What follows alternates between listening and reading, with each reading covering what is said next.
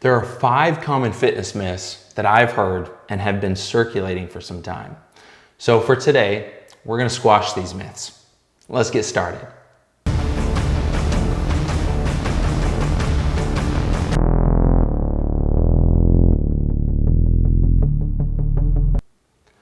Myth number 1, spot fat reduction. There is no way to target certain fat on your body. Everyone stores fat differently and in different places. If you're trying to get a six-pack, it's not so much about doing more crunches than it is reducing the fat surrounding your abs.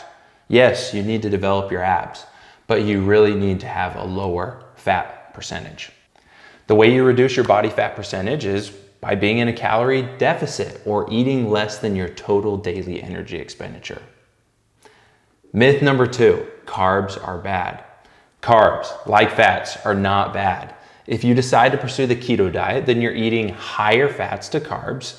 These two macronutrients are always inverse of each other. Personally speaking, I prefer higher carbs to fat, so I've never tried keto. I'm not saying anything's wrong with keto, but merely sharing why I don't do it. And at the end of the day, if it's just about weight loss, then it doesn't matter whether it's keto, Mediterranean, or the carnivore diet. It all comes down to eating in a deficit, and that is lower than your total daily energy expenditure. I go into more details on this in my calculating your calories and macros on another video. If it's more about your body composition when you're leaning down, then I would recommend tracking your macronutrients alongside your calories. Do what works for you, and that's sustainable and long-term. And remember, it's not as much about how much weight you've lost, but more about how much you kept off.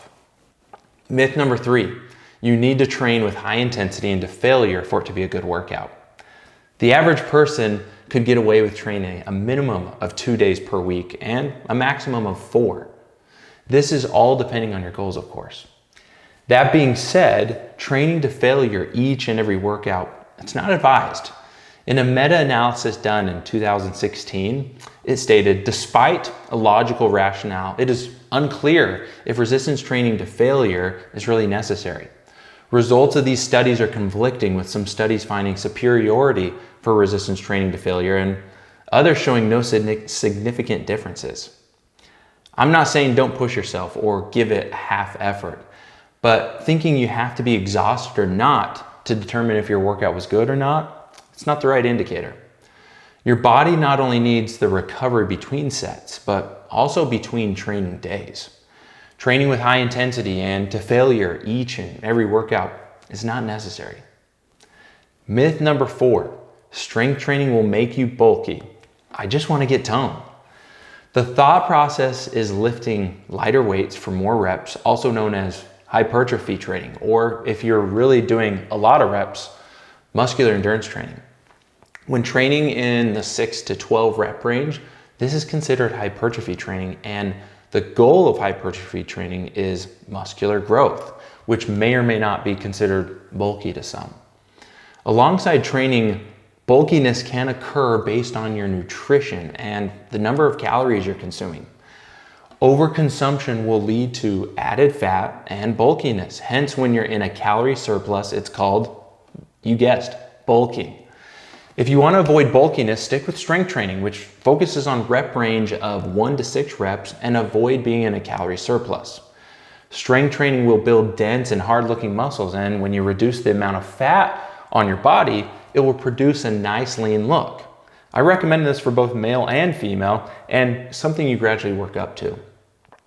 Myth 5, I should only eat at certain times of the day, or in other words, intermittently fast.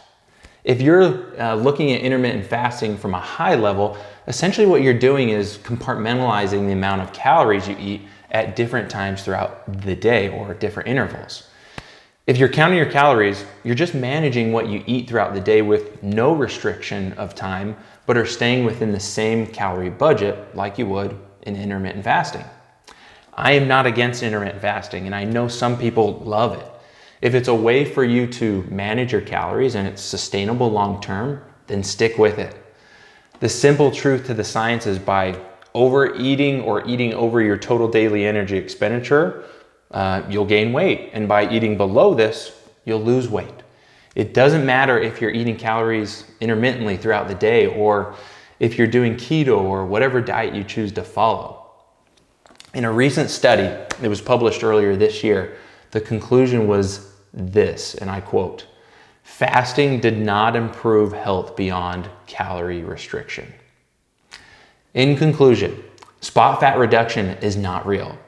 Carbs are not bad. Overeating is bad. You don't need to kill yourself every workout. Strength training along with a sound nutrition plan will not make you bulky, but nice and toned. And finally, you can eat at any time of the day so long as you stick to your calorie budget. Thanks for joining. If you have any questions, feel free to reach out to us at support@abftribe.com.